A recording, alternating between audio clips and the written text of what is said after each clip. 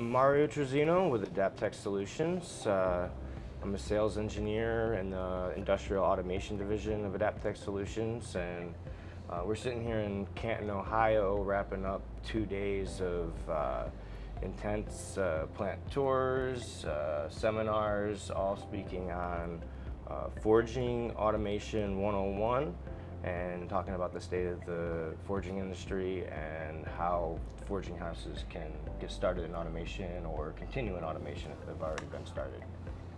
So, Great. I'm Jim Warren. I'm the President and CEO of the Forging Industry Association. A lot of our members were out here. We have 213 members across North America, and I'm responsible for executing the board's vision for all the events we should be doing to help the industry be productive, thrive, and be around for a long time. Hi, my name's Jim Morris. I've been involved in the robotics automation industry for over 30 years and part owner in Adaptec Solutions. The last few years we've been very heavily involved in the forging industry and developed quite a few automation solutions for those manufacturers. Hi, my name is Drew Hunsinger. I'm with Bonney Forge Corporation. We're located in Mount Union, Pennsylvania. Do a lot of high pressure valves, fittings for the oil and gas industry, primarily in the energy sector. First automation workshop I've attended with, that was FIA sponsored. Really enjoyed the seminar, got some good contacts to reach out to. And what I'm most interested in would be looking for that first step in automation.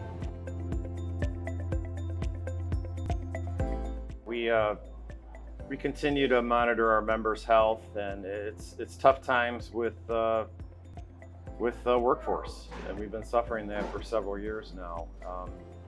One of the solutions we believe in is automating processes, to increase our throughput, increase quality, and help beat back that lack of labor.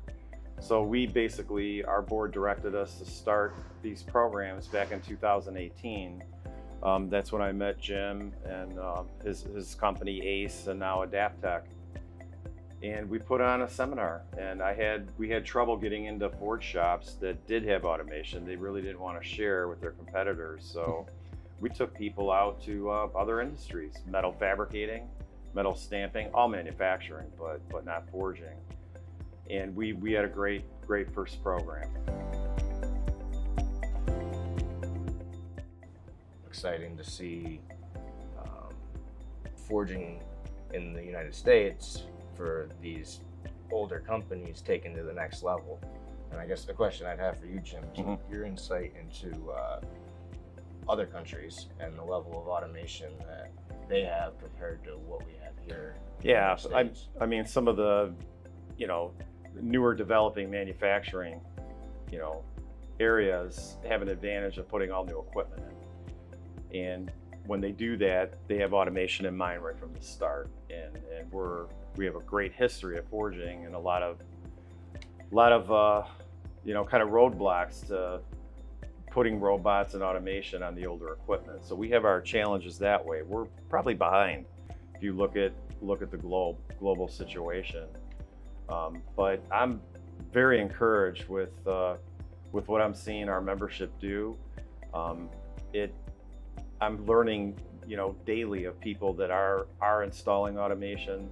I know that integrators like Adaptec, Lasco, others are very busy, with people, inquiries, how can we get this done? So I think that we have a real good chance to catch up, and we have no choice because we either, I don't know where the people will come from. We're working hard. We as a Forging Foundation as well are very involved with universities, research, developing students, and we're getting involved with ergonomics. We're studying people. People are working longer. We're wearing them out. There's a great cause, a great reason to get robots in. We see the injuries, the strains, the sprains, upper, lower extremities. We see robots as a real way to help extend our workforce, and get them off those worst jobs, worst tasks that you mentioned, So I'm very confident from what I see. And, you know, Drew, you've come out to this today. Obviously, you're here for a reason. Absolutely. Hopefully, you picked up some tips from the plant tours that we were on, and I don't know what your motivations are, but what can you say about your company? Well, that was a good point that you just made. We have no choice. We have to look to automation, or we will not be in existence. I think that it is that simple. The workforce is aging. That type of laborer is not there. We don't have that skilled forger anymore. People aren't coming out of tech schools or coming out of even high schools and saying, I want to be a forger for the rest of my life. It's just not there. And somewhat, I guess I don't blame some of that. I have a hard time dealing with that, but we have to be able to adapt. We have to be able to overcome that. Robotics, automation is probably the easiest path to take to do that. You know, we've added just, I guess, a brief history of Bonney Forge. We were established 1870s in Philadelphia. I did work with the shipyards at that time. Went to fabricating and forging turnbuckles, things of that nature for covered wagons that were prominent in Pennsylvania. Wow. And then got into Bonney Forge and Tool Works. Was an original founding member of the FIA back, I believe, 1930s, Jim? 1913. 1913? Yes, sir. 1913? We're privately owned by Mr. John Leone and family now, and that in itself gives me the inspiration that I need. I think that we're going to make that commitment to move forward, to get in to the automation. Yeah, I wanted to make a comment too, since we were talking about the state of the industry, just what our government thinks of the situation. And I'll start with our last two presidents, President Trump and Biden. Both issued executive orders to study the supply chain. And we all know the problem with chips. But I want to make sure you guys know that casting and forging was an area of study demanded by the presidents to look at that supply chain. And the Department of Defense did their study, and they're concerned about both industry segments. So we expect to see some dollars coming out of the military. We already have some that have come to FIA to bolster our workforce training. We have Forging University, and they were very generous with a contract and a grant. But now we're being approached by the Army and another military unit called the Industrial Base Analysis and Sustainment Unit. It is the front-facing part of the DoD that looks at how they get things, and they're concerned. So I think there'll be more dollars coming to us to help us automate, whether training, investing in community colleges. Some of that might be direct equipment investments, technology investments in companies, but it's gotten to raise the awareness to lawmaker level. So we feel like they're throwing us a line of support. And Jim, we talked about making sure we have our national blueprint in mind, you know, for making sure we succeed in North America, you know, for this effort. Sure. You know, one thing I'd like to comment on is, you know, the lack of labor and how hard it is to get new people into the industry.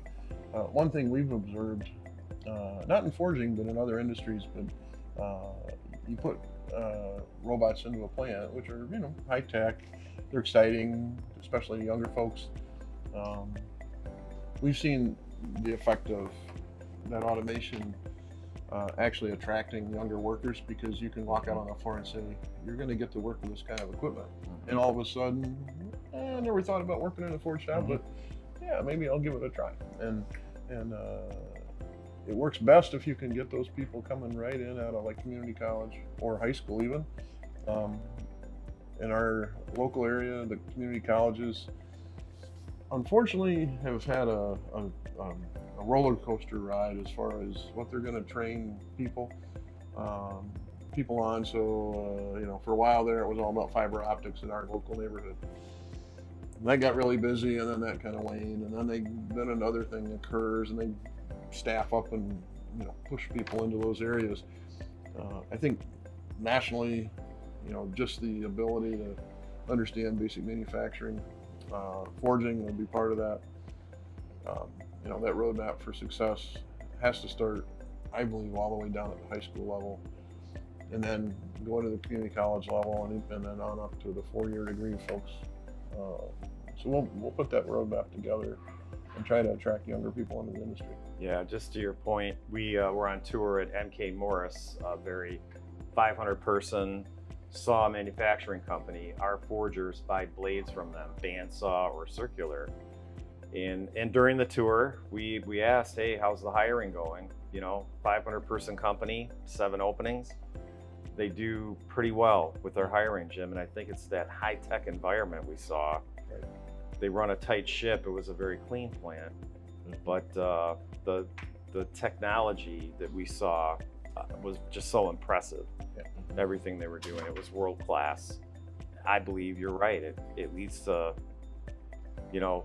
fewer problems with workforce, actually. And they were, as an example, they were doing a powder coating line for their blades, and a lot of intensive hands-on there. They're going to eliminate the need for that. Where are those people going? Oh, we have places for all the people. We're just making this more efficient. Yeah, that's certainly true. The adding a robot anymore, you don't lay people off. You move them over into a job where they got to use this more than this, and the robots are force multipliers. I call it force multiplying. So and if you don't need to run the robot that day, so what? Turn it off. So what? And then when you do need to run it, turn it back on and go. So yeah. I think it is important to get some of these curriculums back into our high school and Jim, as you touched the community college level, or even a 6, 12 month, 18-month technical degree, just to get this forging, this manual work, this mindset that, hey, we still have this. We can have you work on this robot. You can talk with PLCs. You can explore this avenue that you probably weren't even made aware was even there. We need to get that out to those college kids, to those high school kids, and do a better job ourselves then of getting that into our facility.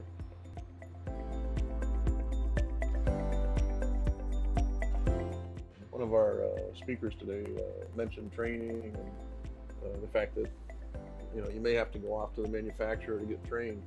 And one thing that Adaptec started to do is we actually take the robots to the user. So we have some service vans, and we can roll these little mobile robot carts right into the service van, take a drive. Maybe they have to go 8 hours, 10 hours.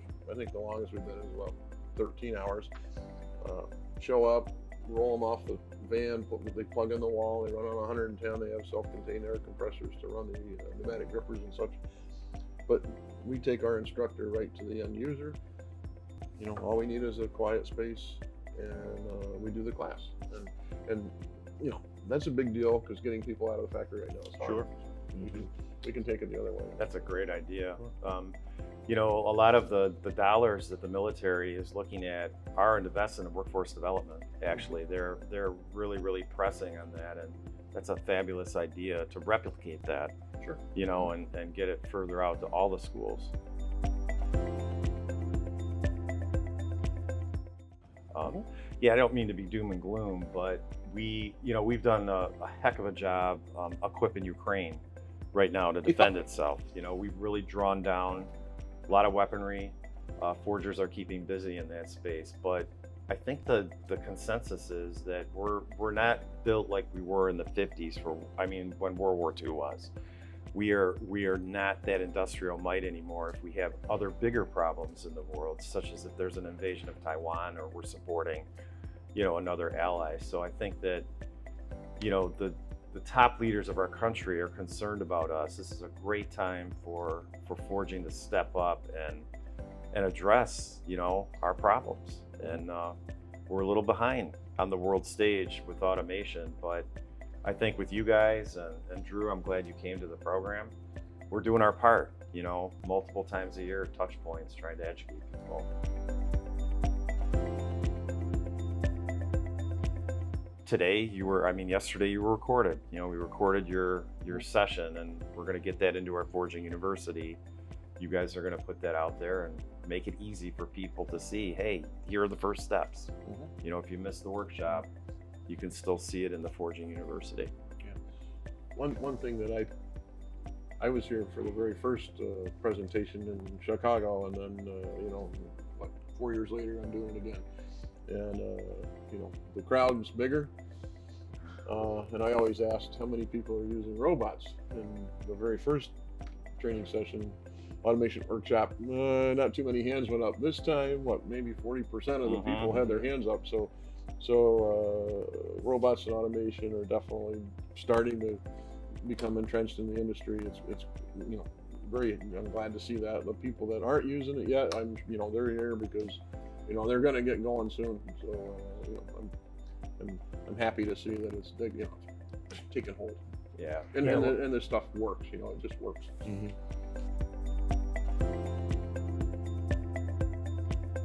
One of the things that I've noticed is your run-of-the-mill robotic integrator doesn't necessarily know the forging industry or the processes all that well, and I think that's why it's been slower to get started than some of the other industries. Red hot parts, scary by nature. As an engineer, you're trying to figure out how do you design something that's not going to burn up. And for me as a young engineer straight out of school working under Jim, I did some forging design and was like, I don't know about this, but he had the experience and the knowledge to coach me through it. So I think that's why Adaptec, Lasco, some of the other integrators that have focused on that niche industry, we know the tips and the tricks, and the biggest challenge for us is getting in and learning a new customer's process. If we can learn their process, we know we can help figure out how to automate it. And that's where educating the workforce in the forging industry, getting them so they're not afraid of robots. They're already not afraid of the red hot parts. You got to get them not afraid of robots, and then they know their process better than an integrator ever would. And I think all that kind of spools together to keep it. That's a great point. Having that open dialogue, I don't think anything could hurt that more than being closed. Okay, here's the issue I'm facing. How can you help me achieve the goal for this? I want to lay on the line. Okay, we have an issue with whether it be quality, whether it be production, whether it be manning. This is issue 1, 2, 3, or this is our priority level. How can we work together? How can we come together? I don't expect you to know my product line as well as I do. If you do, well, we have a problem. I'm not doing a very good job. So no, I'm looking for your expertise on the automation, on the material handling, and I'm hoping to provide my expertise then on the forging, and we have that cohesion. And that's the training aspect. One thing Adaptec does is we sell a system. We're going to include training credits in there to bring your guys into our place to train them up and make them comfortable with the robot, or as Jim said, even send our guys out to train your guys at the shop. And what I've noticed time and time again is when your people as the end user get comfortable with that robot and start to understand that technology, they start to connect the dots of things behind the scenes that I don't know about in your process or everything else that you got going on. They're like, hey, maybe we could put a robot over here, or maybe we could tweak our process just a little bit to make it easier to put a robot over here. And that's where that synergy, I think, really gets going. One of because I've been doing this forever, one of the things that I've always just enjoyed immensely is you put the first robot in, and it goes through its shakedown, and then pretty soon it's working really good. And the phone rings, 6 months later, and they say, we were thinking about doing another one of those. Like, okay, I'll come on down. We do the walkthrough, find another application, or maybe 2 or 3, and say, well, maybe let's go here next. And then pretty soon it's lily pads going across the pond. And then pretty soon one of the engineers in that plant gets transferred to a sister plant, he calls up and says, "Hey, I think I've got some applications here too," and you know, go visit them, and they start their journey in automation. So it's you know, makes you feel good when, you know, what you do is helping people and helping them be more productive and, you know, make more money for their company. Yeah, that's awesome.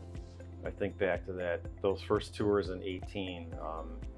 One of them was a company I had toured before, and they were so much more automated on the next visit, but it was a different application. It was tube fabricating and tube assemblies, but how all the operators were so happy and maintaining their own cells and doing their own light programming.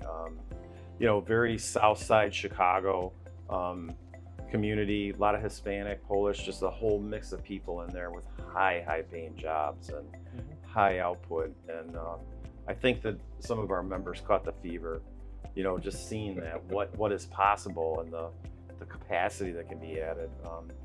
Honestly, when I first came in, and really our committees weren't doing this event, we did have automated forgers, but just the opportunity to get people to see these things, whether we can get in the forge shops or not, go see it, believe it. I hope you believe it now. I hope you're more confident to make this step and to give it a try, you know, because it's super important. We're a small industry, 400 forges in all of North America. So that's why there's not all these examples. You have more in machining. You guys have been a powerhouse in machining and others. We're small, but we're important. You know, we're important to this country for everything we do. The war effort, planes, energy, our country needs us. So I feel good hearing about all those applications and the fact that this many people showed up, you know, to listen. You listen to what was put together. So I think we did our job. Amen. Absolutely. Yep. And hopefully you're feeling more confident to take the next step, whatever that may be. Yeah.